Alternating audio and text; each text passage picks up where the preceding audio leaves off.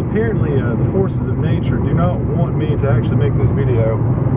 Okay, long story short, I've tried to upload this stupid 31 Days of Horror Nosferatu review so many times, but the first time the actual video got deleted because it's a duplicate and I actually deleted the first raw file, so good luck on that. And secondly, I actually started doing another video and my recorder crapped out on me. It's just, I can't win doing this. But anyway, like I said, that's why we ended up doing the day 2, 31 Days of Horror, before we actually did the first one, which is day. So anyway, I'm going to make this very, very quick. Nosferatu, 1922. Not really the first horror film, but certainly one of the first significant ones, F.W. Murnau, from 1922 during the Weimar Republic. Obviously, we all know it's inspired by Dracula. In fact, Bram Stoker tried to sue the estate of... the estate of Bram Stoker tried to sue F.W. Murnau for making Nosferatu, and in fact, it actually is Dracula. Forget the namesake, it actually is Dracula. They call the character Count Dracula in the movie. It is Dracula. And they wanted to destroy it. It violated copyright law, so the fact that we even have it today and it's not lost was pretty much a small miracle. Alright, so as far as the good, it's really interesting. I mean, the makeup effects are great. The actual character Nosferatu is still really freaky looking. The cinematography is terrific, really great stuff. There's a great scene where Nosferatu's like running around, like on rooftops, and it's filmed during the day, so it's got this really weird ambiance to it, but it's still pretty cool.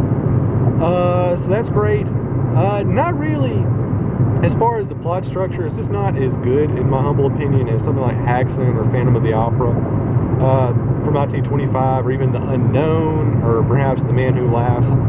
So that's kind of the big defect of the movie. I mean, it's got really great visual effects, the cinematography is great, the aesthetics are nice, but it just doesn't have the plot, But that said, I mean, it's still pretty enjoyable. I mean, you got lots of great weird stuff. There's like a part where they're talking about the coffins in Transylvania, and it's actually the dirt that makes vampires live, because it's some really weird rudimentary thing, which you don't see in other Dracula adaptations. But I mean, you gotta suspend your disbelief too, because even though that Nosferatu is like this 8-foot tall dude with like 10-foot long teeth, and he's got bat antennas and all that stuff, I mean, they're still talking to him like he's a normal human being. They're going to dinner and chatting up and talking about imperialism with him. So you got to really stretch your imagination to make this thing work. I can believe people will have dinner with Bela Lugosi. People will have dinner with Max Schreck looking like an albino grasshopper. Not really that sure.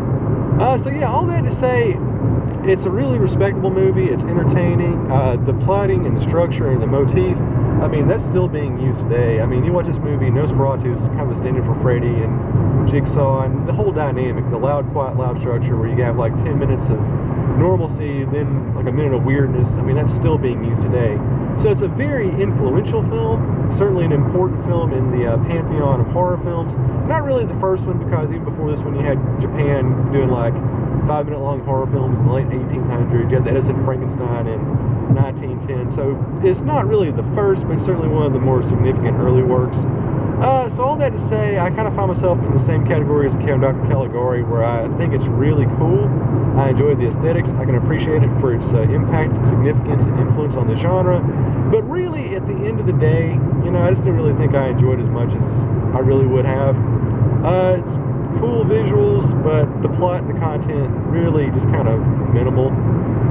But still really cool. I mean, if you like aesthetics, it's worth seeing at least once, just kind of get some historical basis about where the genre began and where it's going.